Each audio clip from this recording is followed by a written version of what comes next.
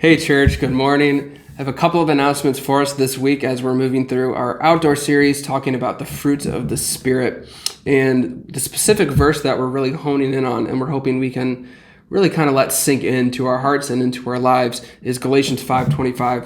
And it says, "Since we are living by the Spirit, let us follow the Spirit's leading in every part of our lives." And sometimes I feel like we're kind of bad at listening to the Spirit because in order to follow the Spirit's leading, we first have to listen to what the Spirit of God is saying to us.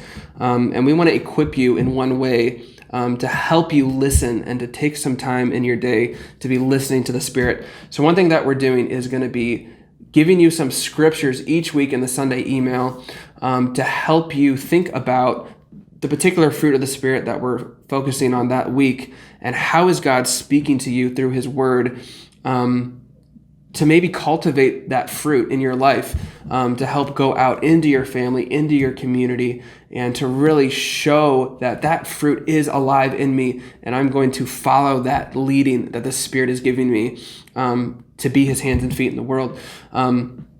And I think sometimes maybe if we're reading the Bible in our personal, just day-to-day devotions, whatever that is, we can often just have a checklist mentality where we just want to get through our readings, and we don't take a lot of time maybe to listen to the Spirit. And so we encourage you with these verses, take some time to meditate on them. They're short passages that I think God can really use if we listen to Him to cultivate that fruit in us.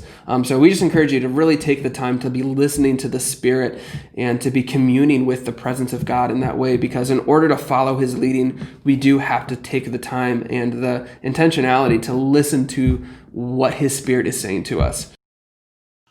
Hey Providence, Dave Mason, hope all is well. I want to give you a quick update on our search for a lead pastor. As you know, last month we re-kicked off that search, and this week we started interviewing a couple candidates. We're at the very early stages of that. At the same time we kicked off our lead pastor search, we also started a search for an interim pastor. And that search has been progressing pretty well. And we felt that since our lead pastor search is likely to take longer than maybe any of us had ever anticipated or hoped, and with the additional load that our staff has been carrying and by members of our congregation preaching and volunteering, we felt it was important to get somebody on board to help the church as a whole and help us live out our mission. So fortunately that search is progressing along pretty nicely, and I'm hopeful that in the not too distant future we may be able to have an announcement on that front. So I want to give you a heads up on that. So I'd ask in the meantime for your prayers for our search committee, for our leadership, and for our staff, and for the discernment of our candidates as well, that all of us together collectively discern the right person to lead Providence in the short term and in the long term. So stay tuned, and we'll keep you posted. Thanks.